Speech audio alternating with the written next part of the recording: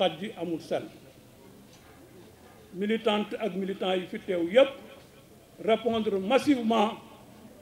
à cette assemblée générale des travailleurs xam naa ñu koy waa ji daan wax bu jëkk les historiens du présent auront cette fois-ci à écrire une belle page de l'histoire du mouvement syndical dans le cadre d'une unité renforcée, consolidée. C'est la raison pour laquelle, et après mûre réflexion des secrétaires généraux de la coalition, qui ont estimé nécessaire d'élargir le front syndical pour mieux prendre en charge les préoccupations des travailleurs. C'est pourquoi on a reporté la première date du 7 février pour pouvoir faire les consultations avec toutes les forces syndicales de ce pays, sans exclusif. Et Cheikh Diop disait, l'autre jour, il faut exclure personne. Un syndicat stratégique comme le syndicat du pétrole et du gaz du Sénégal nekkuñu ci benn cadre de réflexion. On est dans aucun cadre de réflexion. Fi ñu nasee di fa noccee newuñu fa. Comment on peut contribuer? Surtout que congrès bu mujj bi, le thème c'était la contribution du syndicat dans l'économie pétro-gazière. Et pourtant, il y a de l'expertise, autant dans le monde du travail que dans ce secteur stratégique. Su ma weesoo loolu, le camarade secrétaire Cheikh Diop dina koy wax, les protocoles d'accord ñoom ñoo la source des conflits. Cela ne peut pas s'expliquer. Convention collective, c'est le secteur où on discute le plus. La dernière convention du sous-secteur transport de carburant n'a pas fait l'objet d'arrêtés d'extension. Alors que si nous on fait une concurrence déloyale. Ni nous appliquer, ni nous appliquer, et on ne donne pas certains avantages aux travailleurs.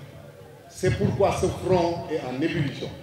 Et rien ne sera de trop pour que cela explose. Si vous avez une sous-traitance qui traverse pratiquement tout le monde du travail, de nous externaliser tout ce qui est travail. Les employeurs se sont même permis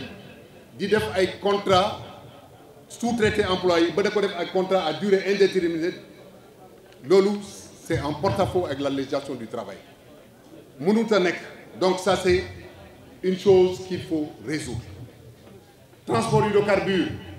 c'est le bras armé du syndicat. Monsieur le secrétaire général, je crois que nous ne faisons parce qu'il suffit juste de mettre le bras sur le coup de frein pour que tout, il n'y aura plus d'énergie ni de source, de rien du tout. Je crois que... Cotiser, qu'ils y aient coupé avec des impositions extraordinaires. Imaginez, on nous coupe plus de 300 000 francs d'impôts. Plus de 300. D'ailleurs, il y a certains plus de 400 000 francs d'impôts. Et après, la loi 81-52 dit précisément ceci. Si un fonctionnaire décède, 50% de sa pension de retraite est reversée à sa famille. Le gouvernement a décidé depuis 2018 de ne pas reverser la pension de retraite aux ayants cause. Nous ne pouvons plus accepter ça. Nous avons dit au gouvernement très clairement, d'ailleurs ce qui est extraordinaire, c'est que l'ancien gouvernement a examiné, adopté en Conseil des ministres le décret portant réversion. Ce décret-là a été adopté en même temps que la loi d'amnistie. Chers camarades, la loi d'amnistie est retrouvée,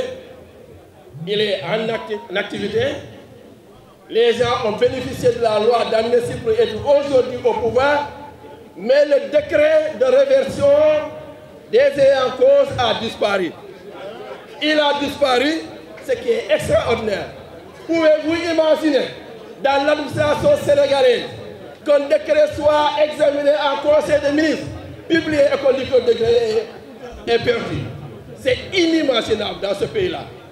Ils ne veulent pas faire la réversion, mais ils le feront. Nous avons engagé le combat. À partir de la semaine prochaine, nous allons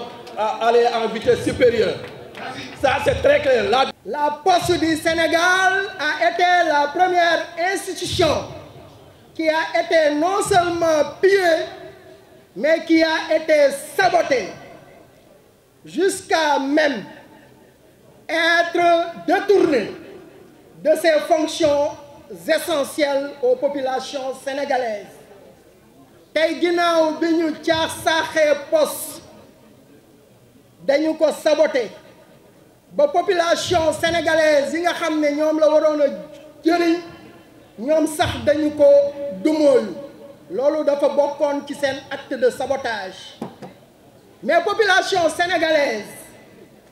comprendre leen ne poste moomeelu askan wi la mais ginnaaw bi mu nekkee seen moomeel li nga xam ne ca lay yëngu ak mission yi ñu ko confié njëriñu askan wi la parce que poste moom mooy lëkkale doomu aadama yi waaye di lëkkale gox ak goxaat yi di veiller à l'équité sociale et territoriale. Poste dafay promouvoir l'inclusion financière et sociale, mais aussi de résoudre la fracture numérique. Partout dans le monde, les gouvernements avertis font de la Poste une institution stratégique parce que moom mooy wasaare li nga xam ne moom moo leen warloo ak askan wi. boo leen gisee mu sooxe c'est parce que il y avait une certaine option politique ñu jël poste def ko un instrument politique di ko muucu di fa jaarale xaalis bu bari muy financer le parti au pouvoir ñu ciy def ay recrutement ba tey jii nii la mu waroon a taxaweewu ko waaye loolu ba mu amee am na ay saafara yoo xam ne liggéeykat yi àndoon nañ fi ak autorités yi fi nekkoon dans le cadre du comité de restructuration de la Poste ñu jël ci ay mesures. xam ne tey dangaa jiite société wala jiite direction tey ci kanam tuuti soo seetoo télévision bi wala réseaux sociaux yi mu wóor na ñii toog samay nawle lañu samay moroomu soxna lañu. samay moroomu doom lañu sama njaboot lañu ma baleen wóorul ma ndax ñoom li ngi xewlu wante ma joxe naa dépense ba mu mat sëkk yow wóor na lañ seen toogaay bi fii ci yow la jóge damay loolu képp ku mu laalul ku ne képp ku mu sensibiliser dootoo sensibiliser laa yow mi diini ma ci wax rek ne gars yi des fois dañuy naan ay 500 600 lañu arrêté au port autonome de Dakar ce qui est archi faux. À l'heure où je vous parle 781 personnes, je dis bien 781 personnes ñoom ñoo toog en attendant note bi nga xam ne moom defoon na ko ne day audit il y a 8 mois de cela dafa xoon ne képp koo xam ne sa contrat dafa ñëw à terme toogal xaar am ñoo xam ne def nañ 10 ans au port ñuy 13 ans au port doog a tàmbalee am CDD mine de rien convention bi dafa waxoon ne képp ku am ñaari contrat rek c'est automatique à ce que tu sois CDIV mais malheureusement li nga xam ne xew na tey depuis port ba mu tàmbalee ba tey mosul am ci directeur Waly Diouf Bodian rek moo ñëw di def benn démarche boo xam ne démarche personnelle la lu ko neex la te lu wóor na ko wóor yàlla ne dafa am loo xam ne ab gor moomu ko suñuy nawle la ay nawle lañu ñoo bokk fa ñuy liggéeyee moom bi mu yegg see salaire bi mu njëkk a fayeeku liggéeyu ko ñu ñëw ko liggéey moom mu fayeeku ko loolu rek waroon na mën a tax moom ñun ñuy xëy di liggéey fi guddi ak bëccëg am plus de 3 4 ñi plus de 5 contrats CDD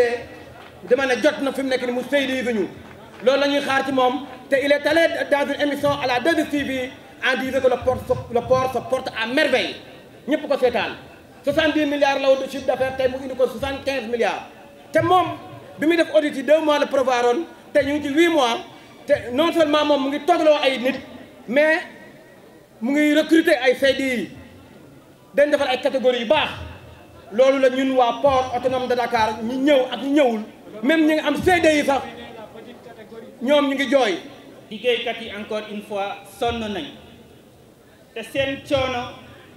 dafa dolleeku ba nguur gu bees gi tamit ñëwee ba léegi ba tax na li ma amoon ci communication bi may def mooy projet Sénégal 2050 ñu ngi koy coow depuis presque 1 an waaye ce projet ne se fera pas au détriment des travailleurs. Ce projet ne se fera pas au détriment des conditions d'existence et dans jalgati ak liggéeykat yi, ce projet ne se fera pas dans ce sens-là. bu ñu bëggee réussir développer dëkk bi fokk ñu bàyyi xel liggéeykat yi nga xam ne ñoo war a développer dëkk bi ginnaaw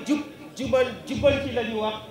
Il est clair que li ñu war a jubanti bëri na ci condition wu liggéeykat yi bokk na ci condition yu war a jubanti mu concerne secteur yu bari ba ci CLO bii ma nekk muy la question des intérimaires. Ils sont maintenant des centaines et des centaines bépp emploi bi nga xam ne c'est des permanents ñoo ko doon occupé ay CDD CDI yu stable léegi c'est des intérimaires la ñuy jël teg à la place te ñun ñëpp xam nañ ne intérim c'est des contrats précaires jalgati ak liggéeykat yi au profit du patronat et de ceux qui ouvrent ces sociétés d'intérim loolu lu ñu war a xeex la ndax képp ku nga xam ne mu ngi ci contrat d'intérim du ñeme dugg ci syndicat te bu boobaa l'avenir du syndicat lay menacé may ñaan ñu jël loolu en charge bu baax a baax ndax du lu ndaw. beneen bi mooy la question des impôts sur le revenu ginnaaw ñu jël nguur gi daanaka c'est des inspecteurs du trésor xam nañ lu nekk ci impôt bu boobaa nañu jël en charge mbirum impôt yi ndax lépp lu ñu xeex luy yokk salaire yi buñ moytuwul impôt yi ñooy taxaw lekkaat ko. bu répercuté wu ci kaw liggéeykat yi ndax liggéeykatu Croix-Rouge bu ñu leen nee ci Covid 19 bi jafe-jafe yi ñu ci am ci mois de mars bi nga xamante ne même les sapeurs pompiers mënatuñu génn Croix-Rouge ngeen di gis ay liggéeykatam ak i volontaire am nekk sur le terrain ci côté population bi yaakaar naa yooyu liggéeykat. waruñu leen seetaan ba ñuy toog ci loolu 9 mois sans salaire loolu du dëgg du yoon leneen li ci des ñu koy wax les secrétaires généraux Croix-Rouge sénégalaise protection sociale dañ koy dégg ku ci feebar wala sa njaboot feebar boo débrouillé wul faju amuñu benn assurance maladie boo xam ne jël na travail de Croix-Rouge en charge waaye yemul ci loolu ay liggéeykat a nga fa yoo xam ni ba ñu demee retraite toll na ci attaque lu topp mais kenn si ñoom mënul jot départ à la retraite loolu di ay jafe-jafe yu metti waaye yemul ci loolu ñun ñi nga xamante ne ñooy liggéeykatu Croix-Rouge sénégalaise li nga xamante ne ni ñu ngi koy dund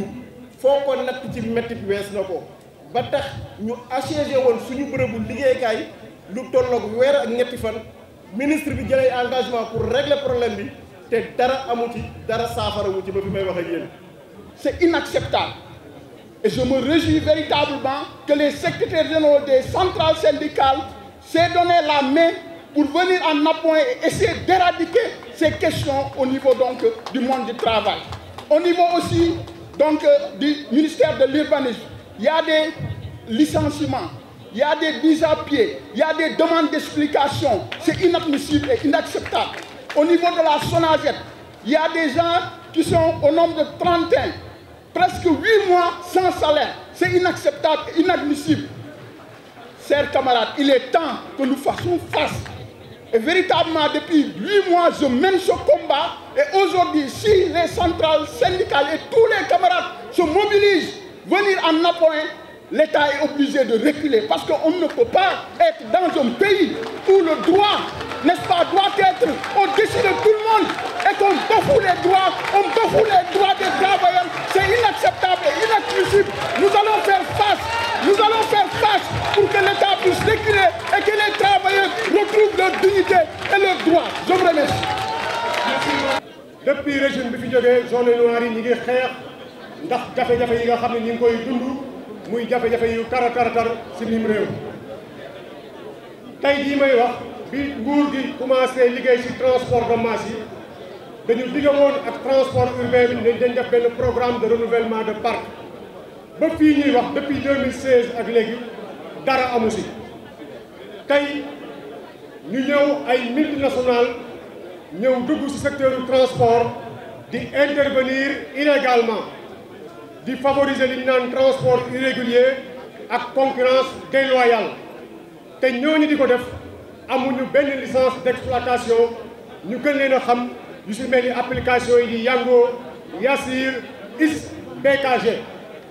tey dem na ba nga xam ne am na ñoo xam ne il se permet jël ay particulier def ci seeni logo di def transport irrégulier ci kanamu adduna bi yëpp loolu tey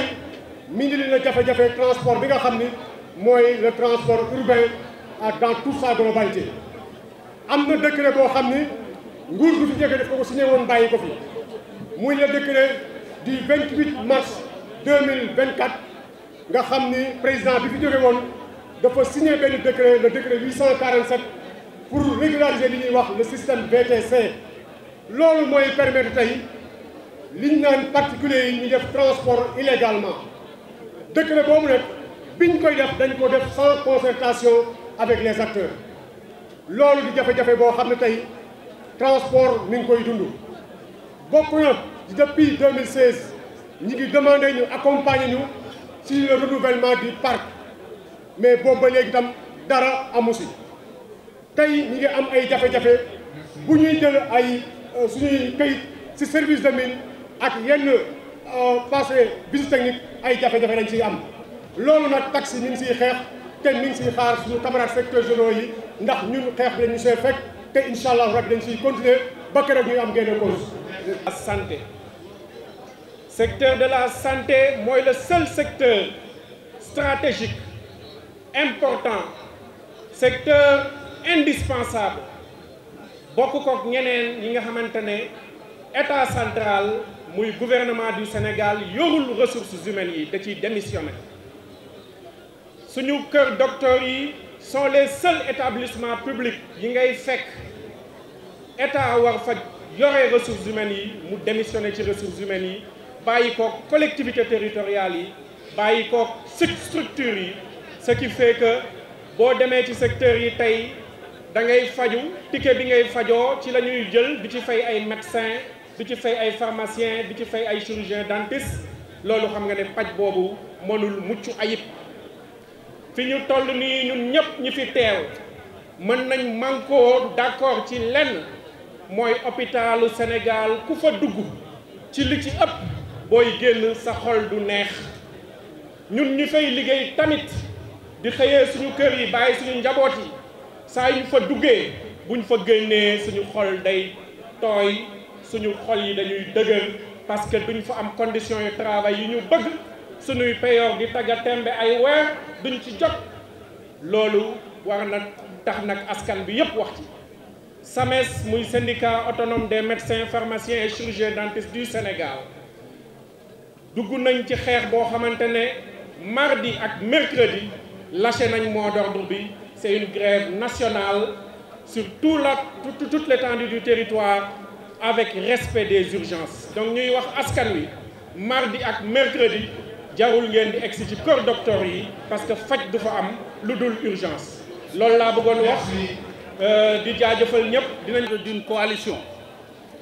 di nuyu tous les secrétaires généraux de la coalition des centrales syndicales jaarale ko ci Mody Guiro mi nga xam ne moo ñu accueillir tey d'une façon très populaire parce que damay faral di wax ne mbooloo mooy doole su ngeen xoolee les syndicats d'enseignants quelles que soient les divergences si les intérêts des enseignants sont menacés ils se réunissent autour de l'essentiel xàccandoo doorandoo état épreuve de force la xam su fekkee ne dem nañ ba gis ne les travailleurs sont mobilisés dañuy deltu gannaaw pour défendre les intérêts. Nous ne sommes pas des adversaires, nous sommes des partenaires. C'est la raison pour laquelle, chers camarades, Guiro et tous les secrétaires généraux qui sont là, di rafetlu initiative bi. Bu ngeen xoolee intervenants yi ñi fi wax ñëpp xel mën naa dal parce que dans les organisations sectorielles boo xoolee organisé wu nañ en fédération. L'heure est grave, les travailleurs sont malades, gravement malades et risquent de succomber. Aujourd'hui où on attend à ce qu'on recrute des travailleurs, on procède à des licenciements abusifs. On licencie ñoo xam ne dañoo am des contrats à durée indéterminée, on licencie des délégués de travailleurs dama ne c'est du n'importe quoi te bu loolu continuer dañuy dem ba nga xam ne liggéeykat dootul amati syndicat dootul amati. Aujourd'hui on attend de ce gouvernement une baisse conséquente des prix des denrées de première nécessité et des services de consommation. On attend aujourd'hui du gouvernement la relance des entreprises qui sont en difficulté. On attend du gouvernement la réouverture des négociations avec les syndicats sectoriels On attend du gouvernement l'application des accords signés entre le gouvernement et les travailleurs. Donc, chers camarades, ñun waa cadre unitaire des centrales syndicales ba ñu déggee coow lii rek ngeen commencé ko ñun dañoo ñëw directement vers vous parce que unification du mouvement syndical moo gën ñuy tasaaroo amul njariñ parce que ñun dañu ñëw fii tey pour wax dëgg yàlla jouer benn rôle bu am solo moo di fexe ba injustice bi nga xam ne moo am ci travailleurs yi injustice boobu dakk. Des milliers et des milliers de travailleurs sont licenciés abusivement. Ce n'est pas sérieux. Tous les secteurs yi fi jot wax dañ leen di apporter ñun suñu soutien wan leen ni bu ngeen jógee dinañ jóg bu ngeen xeexee dinañ xeex bu ngeen taxawee dinañ taxaw. Secteur en lutte yi parce que mënuñu comprendre des pères de famille des mères de famille yoo xam ne amuñu lu dul seen salaire ñu xëy bëccëgu ndara kàmm dagg ko dàq leen dafa jaaduwul. On est contre. C'est de l'injustice qu'on dénonce parce que le droit du travail n'a pas été respecté parce que xam ngeen ni Sénégal dafa am convention yu mu ratifié code du travail am ay droits yoo xam ne daf ko jox travailleur bi ñu bafoué loolu yépp sànni ci poubelle ba bëgg a jeter nos camarades yi nga xam ne licenciés ñu jeter leen à la rue dafa jekkul jaaduwul. Dans le secteur privé même chose la secteur privé bi léegi dafa naa ñoo raw sax ñeneen ñi secteur privé ñaata travailleurs lañ fi dàq waa LCS wax naa leen léegi waa mine ils sont là-bas des contractuels de la santé partout Cheikh Seck wax na ko léegi y a beaucoup d'anomalies yoo xam ne ni dañ ko war dénoncer dama ni l'heure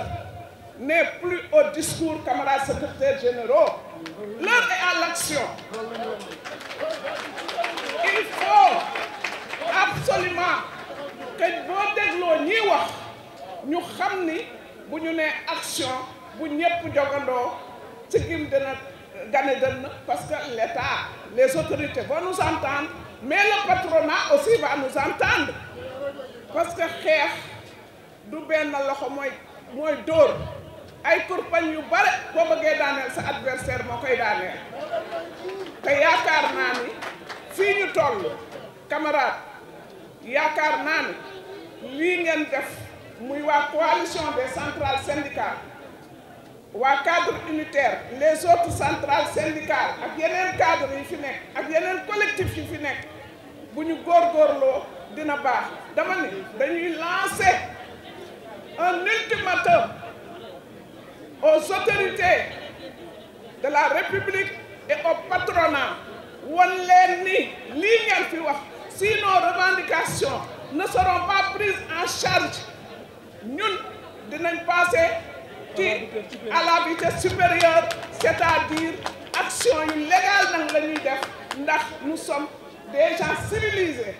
mais nag dañuy def action yoo xam ni bu bureau jógee transport tëj hôtellerie tëj pétrole bi ñu koy defar mais ñu couper courant yi comme ni ko ay dara waxee. yaakaar naa ne yéen la saluer secteur yi nga xam ne wax nañ ci léegi ku ci nekk wax nga ñuy saluer également secteur yi nga xam ne xëy na ñëw ñu ko nekk ci ay jafe-jafe je pense qu'il y a un secteur important bu ñu ñëwul jël kàddu fii mooy BTP Sénégal yëpp yëg nañ ne ci ay jafe-jafe lañ nekk parce que non seulement chantier yi dafa taxaw mais également à côté de chantier yu taxaw état du Sénégal dafa amee ñu ci bëri bor fayu leen dëkk boo ko bëggee tabax doo commencer par mais li ma fi fekk dara baaxu ci dama koy effacer. Nous pensons que ces autorités doivent revenir à la raison. Revenir à la raison mooy toog wax ak liggéeykat yi wax ak acteurs yi nga xam ne ñoo fi nekk xool li nga xam ne jafe-jafe la parce que jafe-jafe du ñàkk mais boo jëlee un gouvernement boo jëlee un pouvoir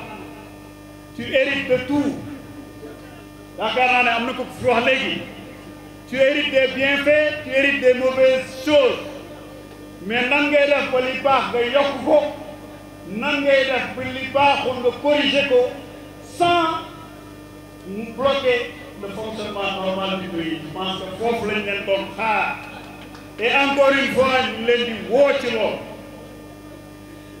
ñu jàpp ne camarades secrétaires généraux dëkk bi metti na am na ñu ko wax le coût de la vie coût de la vie yaakaar naa ne ñaari levier lañ ci am mooy augmenter les salaires mais également baisser les prix des denrées et services de consommation courante également Mariama wax na ko am na ñu ko wax baisser la fiscalité baisser les taxes industrie alimentaire lan moo tax industrie alimentaire yi sëgg c'est parce que tous les produits qu'ils utilisent importés sont surtaxés. Je parle sous le contrôle des travailleurs des industries alimentaires. Nous devons avoir une forme de protection qui permette à ces entreprises d'exister au Sénégal et non de les pousser à aller en Côte d'Ivoire, d'aller en Guinée, d'aller au Burkina, et c'est ce qui est en train de se faire. Beaucoup d'entreprises résoudre définitivement les conflits du travail. Aujourd'hui au Sénégal, c'est le protocole d'accord qui est la cause des conflits. Ça ne peut plus continuer. Kon cant gi foofu la dajaloo bi ñu dajaloo bu ñu dajaloo wee continuer nekke ko te am naa yaakaar ne dina wéy parce que amatuñu droit devant les travailleurs liñ fi wane tey ñu doxale leneen lu dul loolu.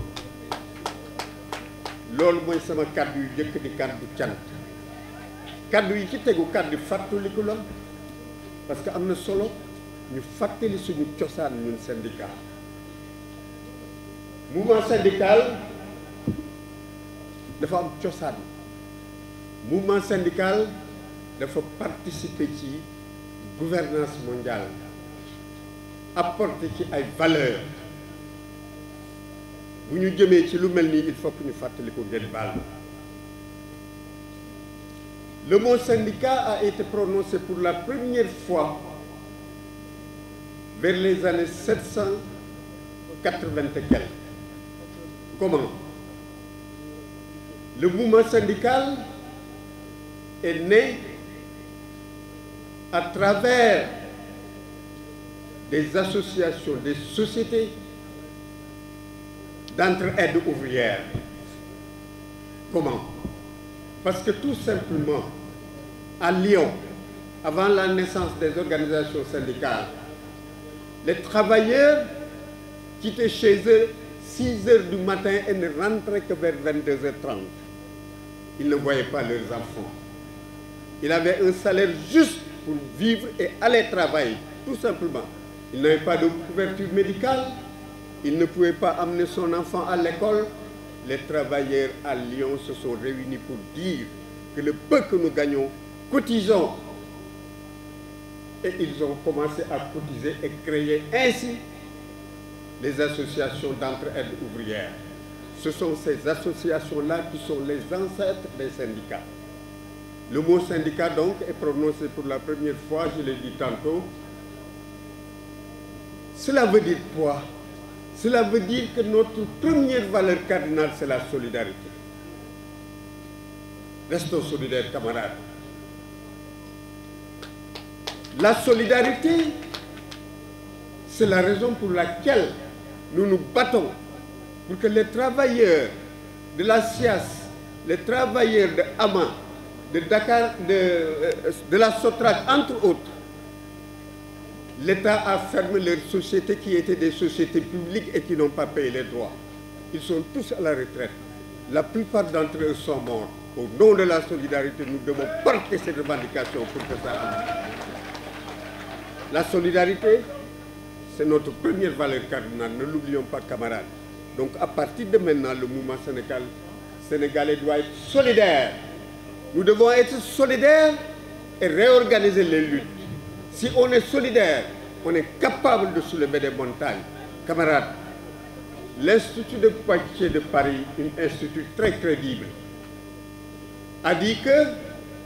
la Révolution française est issue de la conjugaison de deux faits. Les luttes ouvrières déclenchées à Paris et les luttes politiques déclenchées à Grenoble contre la royauté. Ce sont ces deux faits conjugués qui ont abouti à la Révolution française. Pour qui sait ce que représente la Révolution française dans la gestion de l'humanité en termes de liberté, en termes de droits de l'homme, vous devez savoir que le mouvement syndical est à la base de ce que nous vivons aujourd'hui. Il ne faut pas... Moi, je commencerai par dire, camarades, yéex nañoo taxawal lii yéex nañoo samp lii yéex nañoo créer ndaje mi ndax lii olof yi naan mbooloo mooy doole loolu rek la ñu war a saxal fi mu nekk loolu rek la ñu war a taxawal dëgër ci avancandoo ensemble xàcceendoo dóorandoo looloo fi des ndax dañu ne mbéjum kaabaab borom moo koy fajal boppam te mbéj mi doy na mbéj nañ ñu mbéjati ñu toog di wàcc di tatagal fi mu ne nag dara desatu ci lu dul toog nii ñu def tey waxtaan nañ ci suñu biir ñun ay secrétaires généraux toog tey indi ndaje mi créé ko ku nekk dégg nga li ñu fi wax ñaxtu yi bari na métit yi bari na côté bu nekk la méttee côté bu la nekk la méttee waaye ñi ñu jàkkaar lool dafa mel ni dañu yaakaar ne ay xale yu tuuti lañu jàkkaar lool ñu ngi dóor dàqeeg ñun di naxanteeg ñun boobu ba léegi li fi tar bare na licenciement yi bare na li ñuy def ci lu métti bare na ci travailleurs yi di licencier di dàq te bu doon ne dañuy licencier rek yem ci naan dañuy restructuration ñu mun a am dégg-dégg boobu waaye dañuy licencier fii recruter ci ginnaaw loolu leer la ci suñu kanam ak suñuy bopp lu ñu licencier recruter nañ lu ko raw ñu di ci teg suñuy bët bu ñu waxee ñu ne dañuy def lu ñuy naan restructuration sociale lu ñu restructurer xamuñu ko gisuñu ko li ñuy restructurer mooy lépp lu ñu def dañuy déstructurer détruire pour créer seeni problème bu bopp defar seen yëfu bopp te moom la ñuy gis nag ci secteur bu nekk moom la ñuy gis ci secteur bi ne di ko dundal tekki suñuy bët li ma wax léegi ne dañu yaakaar ne ay xale la ñu amal affaire woo nañu ci waxtaan woo nañu ci ndaje woo nañu ci di ñu indil ay problème wu naxtaan waaye nag ñun ñu xippi suñuy bët suñuy bopp ngi dox bu ñu nee dañu bëgg ubbi pacte social pacte de stabilité sociale mooy maanaam ñu juboo lëkkaloo ñun ñëpp ñu àndandoo déggoo ci benn kàddu yëngal ak yëngu dootu fi am waaye loolu yëpp ñun dañu ne pacte social ak loolu yëpp di koy indi balaa ñu koy yegg dañ ne dialogue social ak concertation ndax problème yi fi am yëpp mënoon na ñàkk métit yi mënoon na ñàkk ci kaw bu ñu jiitalee dialogue ak concertation waxtaan mooy indi juboo waxtaan mooy tax réeroo dootul am mais waxtaan moo fi amatul waxtaan moo jeex def lu leen neex moo fi nekk waaw ñemewu maa dugg ci li sama camarade bi wax ñooñu ko jàngaloon comme looloo fi am nag gat sa ñu dem ci gat sa ñu dem ci rek ngeen jéggal maa ngi jéggalu ci kàddu yi waaye nag ñooñu ko fi tegaloon il faut ñu defante kook ñoom waxtaan bi dafa yàgg leem-leem gi dafa yàgg nañu jublu ci li ñu war a jublu ñi ñu fi dégg camarades yi fi wax yëpp muy poste la fa ne métti na ay pères et mères de famille yuy toog ay weeri weer du ñu am salaire du ñu am lu ñu lekk du ñu fay loyer du ñu fayal seen doom école métti na te ñu teg ci seen bët di ñu leem-leemal leneen waaw ñi fi jóge woon ñoo saax-saaxee poste ñoo ko tas le gouvernement l'État est une continuité sa morom bu ñëwee dafa yàq boo ñëwee nga defar avancé poste nag ñàkk ñu ay solution am nañ solution boo xam ne mën na ko defaraat bu ñu toogee waxtaan dañuy xam li ñu leen wax lan la. université temple du savoir ni ñu koy ooyee sonn nañu ñu ngi leen di dawloo gauche dawloo droite coupé nañ leen ba ñu sonn ci seen salaire yi lañ leen war a coupé war ko def réversion vers les veuves et pour les orphelins defuñ ci dara ñu ngi ko def ci seen poste ne pat loolu nag dafa doy oo nañ leen waxtaan nañu ñuy doo dàqeek ñoom di tourner ak ñoom di wëndeeloog ñoom loolu yëpp dafa doy wax ji daal wax ji mooy lan nañu takk suñuy ndigg muy góor muy jigéen jàmmaarloog ñoom bu ñu nangul yóbbu ci waxtaan ñun ñu dem ci xeex ak ñoom bu ñu nangul waxtaan rek ñu jàkkaarloog ñoom xeex ak ñoom xeex moo fi des wax ju bari yi jaru ko xeex moo fi des camarade Soutelek wax na ko léegi. mais responsabilité bi du responsabilité liggéeykat yi li ñu war a def mooy waxtaan loo fa mënut a fekk yoon la yàlla dénk nga war a diriger mais waxtaan ak ña nga fa fekk nan la ñuy def pour génn ci lii am nay solution yi mën a am reconversion am na defar leneen am na accompagnement am na suñu jëlee tey ñi nga xam ne ñoo nekk ci biir militaires yi ñu ngi ci les éléments civils des forces d'armée des français ñu ngi wax am nañ yaakaar ni gouvernement dana xippi bëtam dana xam ne ay doomu sénégalais la c'est des centaines de travailleuses et de travailleurs c'est des citoyens et des citoyennes qui sont dignes qui ont servi leur pays qui ont servi également leur employeur qui est l'armée française suñu demee tey ñu négocier accords yu mel noonu ñu war a dem daf leen war a gunge dafa war a ànd ak ñoom négocier man participer naa ci bële ba fi Abdoulaye Wade di leen di négocier ak tubaab bi général bi ñëw ñoom ñu ngi ni di ma dégg xam ne toog naag autour de la table avec seen général ba ñuy dem négocier avec l'appui de tout le monde ba ñuy dem ku ci nekk dem nga au moins avec 20 am na ñu dem ay 20 millions yóbbu nañ ko ñii 25 millions yóbbu nañ ko ñu jox leen matériel gunge leen ñu reconvertir ñii ñu yóbbu leen yenn service lu tax tey luy mel nii soo am bu ñuy wax ñu tànqam lu nit ñi duñ leen déglu dañ leen war a déglu gunge leen parce qu'ils en ont cette responsabilité. L'autre élément mooy liggéeykat yi nga xam ñoo nekk dans le secteur primaire ñu koy wax secteur primaire bi ay weer ay at a ngi ni ñu ngi coow collectivité territoire yi loo fi mënta fekk bu yàlla defee yaa yore réew mi yaay wut solution nag kenn du ko def ci doole solution waxtaan moo koy indi ku nekk teg la nga ci table la nga xam ñu waxtaan teg réew mi ak njëriñam ca kaw jëm de l'avant mais bu fekkee ni dañuy xeeb wala di xeebante wala yaakaar ni parce que dénk nañ leen ndombal tànk luy directeur liggéeykat yi fa fekk c'est des chiffons dañu am dignité comme ñoom seen dignité nag nañ ko sauvegarder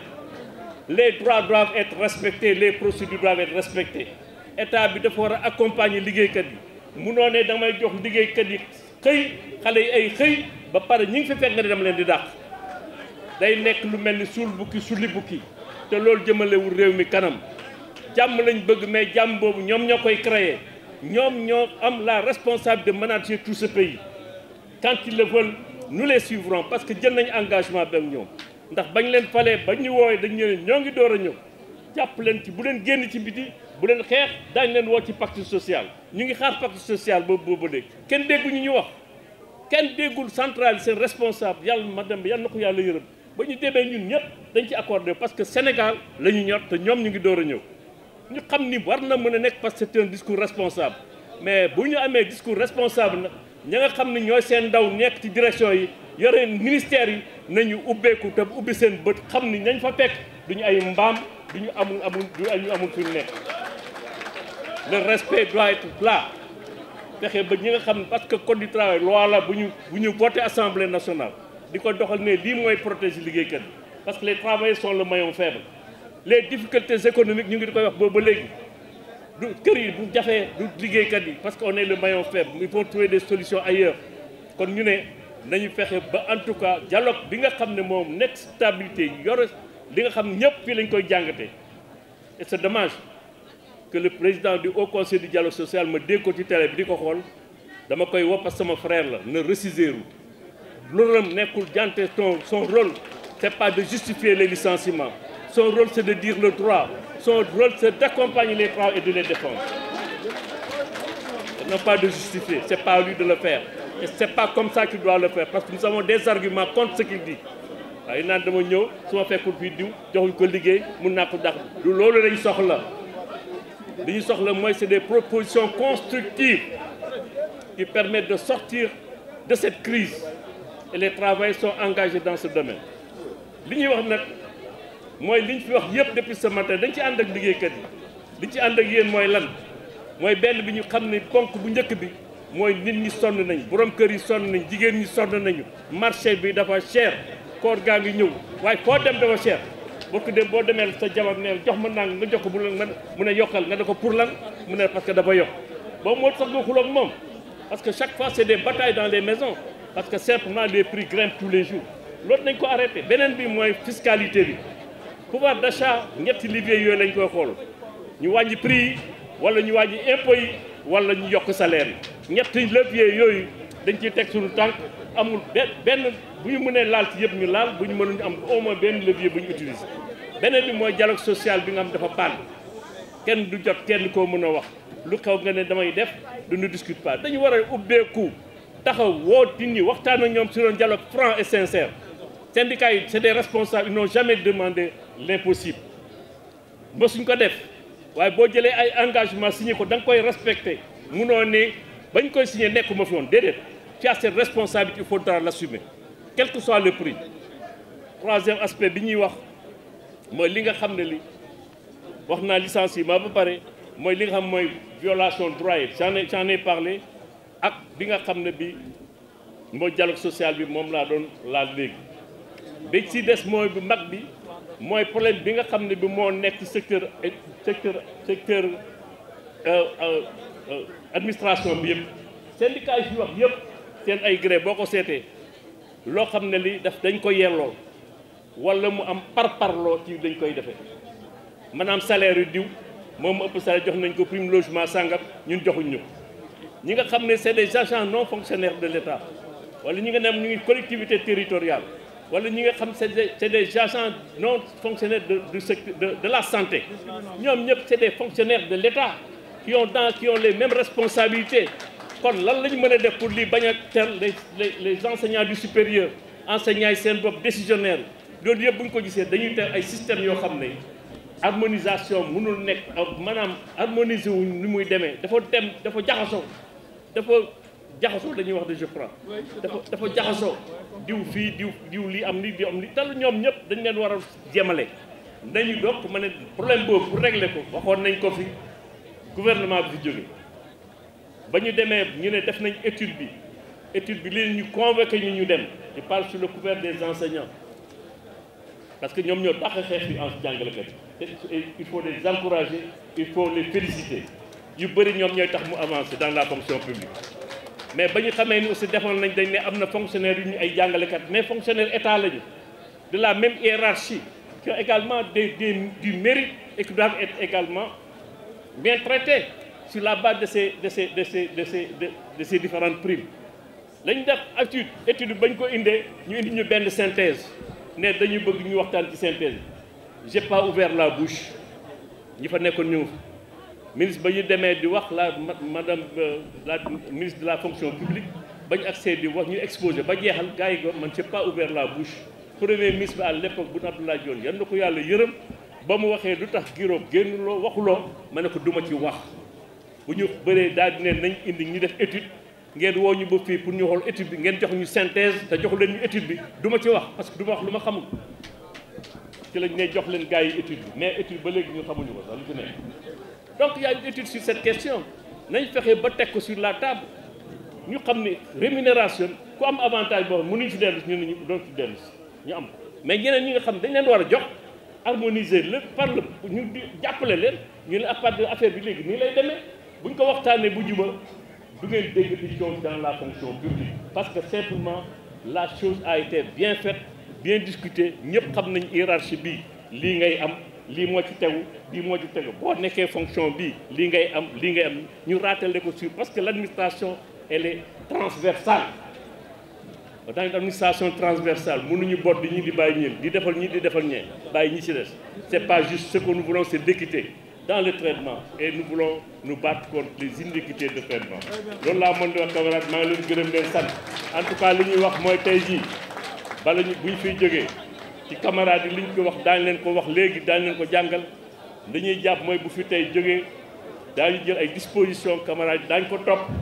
s'il le faut ñu déposer dans les jours à venir un préavis de grève générale pour que l'État du Sénégal comprenne bien que les administrateurs sont prêts à relever le défi. Je vous remercie.